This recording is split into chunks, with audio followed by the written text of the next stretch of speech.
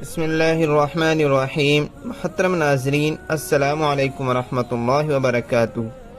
اللہ رب العزت نے جو قصے اور واقعات قرآن عزیز میں بیان فرمائے ہیں اور ان واقعات اور قصص بیان کرنے کے پیچھے کیا وجوہات ہیں اور کیا مقاصد ہے، ان سے دور حاضر میں کیسے عبرت حاصل کرنی چاہیے، ان تمام چیزوں کو ہم بالترتیب اپنی ویڈیو میں بیان فرما رہے ہیں۔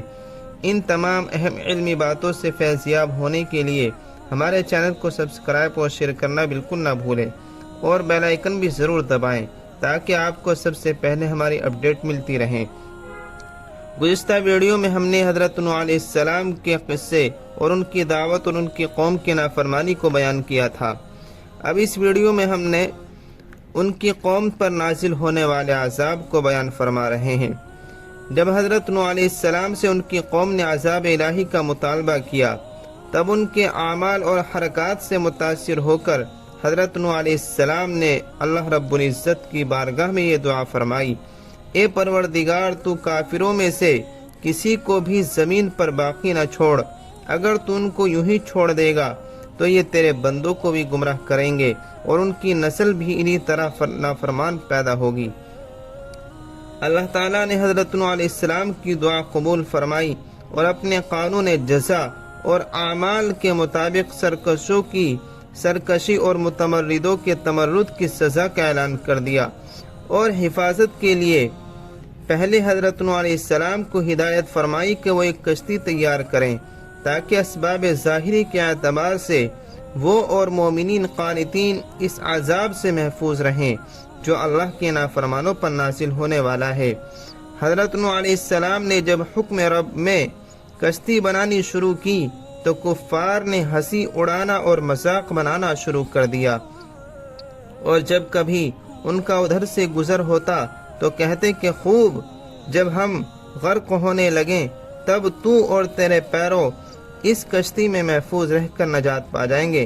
کیسا احمقانہ خیال ہے۔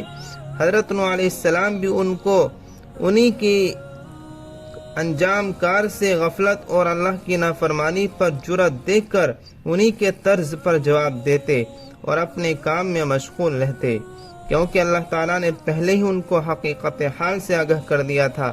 ترجمہ قرآن ہے: اے نوح علیہ السلام، تو ہماری حفاظت میں ہماری وحی کے مطابق سفینہ تیار کیجئے، اور اب مجھ سے ان کے متعلق کچھ سوال نہ ہو، یہ بلا شبہ غرق ہونے والے ہیں۔ آخر سفینہ نوح بن کر تیار ہو گیا۔ اب اللہ کے وعدے کا وقت قریب آ گیا اور حضرت نوح علیہ السلام نے اس کی پہلی علامت کو دیکھا جس کا ذکر ان سے کیا گیا تھا، یعنی زمین کی تہ میں سے پانی کا چشمہ ابلنا شروع ہو گیا۔ تب وحی الہی نے ان کو حکم سنایا کہ کشتی میں اپنے خاندان والوں کو بیٹھنے کا حکم دو اور تمام جانداروں میں سے ہر ایک کا ایک ایک جوڑا بھی کشتی میں پناہ گیر ہو، اور وہ مختصر جماعت تقریباً 40 افراد پر مشتمل یہ بھی جو تجھ پر ایمان لا چکی ہیں کشتی میں سوار ہو جائیں۔ جب وحی الہی کی تعمیل پوری ہو گئی تو اب آسمان کو حکم ہوا کہ پانی برسنا شروع ہو، اور زمین کے چشموں کو حکم کیا گیا کہ وہ پوری طرح ابل پڑیں۔ اللہ کے حکم سے جب یہ سب کچھ ہوتا رہا تو کشتی بھی اس کی حفاظت میں پانی پر ایک مدت تک تیرتی رہی تاکہ تمام منکرین اور معاندین غرق پانی ہو گئے اور اللہ تعالیٰ کے قانون جزا اور اعمال کے مطابق اپنے کیفر کردار کو پہنچ گئے۔ غرض جب حکم الہی سے عذاب ختم ہوا تو سفینہ نوح علیہ السلام جودی پہاڑ پر ٹھہر گیا۔ ترجمہ قرآن ہے: اور حکم ہوا اور کشتی جودی پہاڑ پر ٹھہر گئی، اور اعلان کر دیا گیا کہ قوم ظالمین کے لیے ہلاکت ہے۔ پانی آہستہ آہستہ خشک ہونا شروع ہو گیا اور ساکنان کشتی نے دوسری بار امن و سلامتی کے ساتھ اللہ کی سرزمین پر قدم رکھا۔ اسی بنا پر حضرت نوح علیہ السلام کا لقب ابو البشر ثانی یا آدم علیہ السلام ثانی، یعنی انسانوں کا دوسرا باپ، اور غالباً اسی اعتبار سے حدیث میں ان کو اول الرسل کہا گیا ہے، یعنی جس انسان پر اللہ کی وحی نازل ہوتی ہے وہ نبی، اور جس کو جدید شریعت بھی عطا کی ہو وہ رسول ہے۔ رسول نبی بھی ہوتا ہے، مگر نبی کا رسول ہونا ضروری نہیں ہوتا۔ جہاں تک کوہ جودی کے محل وقوع کا تعلق ہے تو قرآن عزیز میں صرف اس مقام کا تذکرہ کیا ہے جہاں کشتی جا کر ٹھہری تھی۔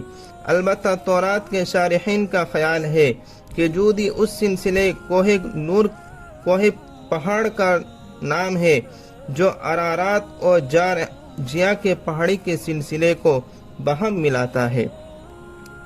اب ہم ان واقعات اور اس پورے قصے سے جو اہم نکات، جو اہم چیزیں ماخوذ ہوتی ہیں، ان تمام چیزوں کو بیان فرماتے ہیں۔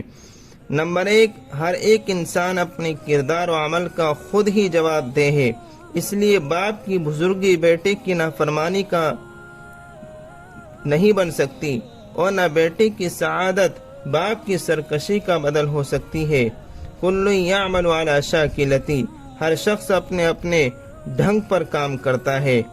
نمبر 2، بری صحبت زہر قاتل سے بھی زیادہ قاتل ہے، اور اس کا ثمرہ و نتیجہ ذلت و خسران اور تباہی کے علاوہ کچھ نہیں ہے۔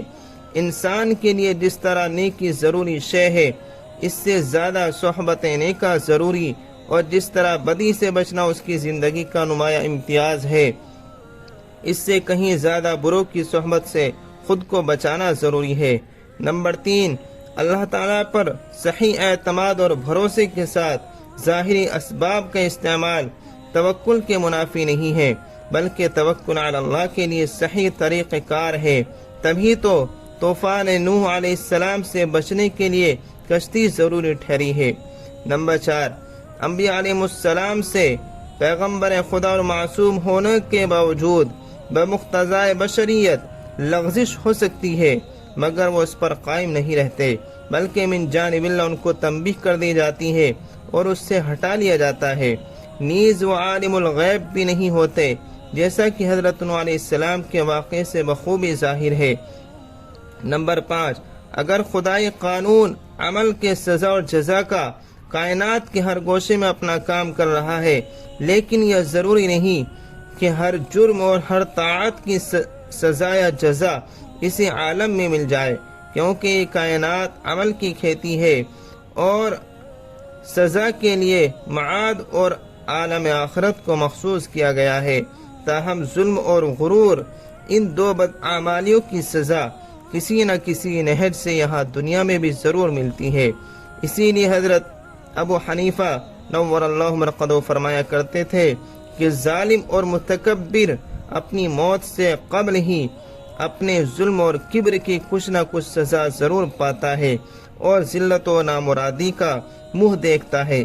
چنانچہ اللہ کے سچے پیغمبروں سے الجھنے والی قوموں اور تاریخ کی ظالم اور مغرور ہستیوں کی عبرتناک ہلاکت و بربادی کی داستان اس دعوے کی بہترین دلیل ہے۔ ارباب تاریخ نے حضرت نوح علیہ السلام کے اس بیٹے کا نام کنعان بتایا ہے۔ یہ تورات کی روایت کے مطابق ہے۔ قرآن عزیز اس کے نام کی صراحت سے ساکت ہے، جو نفس واقعی کے لیے غیر ضروری تھا۔ البتہ حضرت نوح علیہ السلام کا اس بیٹے سے خطاب اور اس کا جواب مذکور ہے۔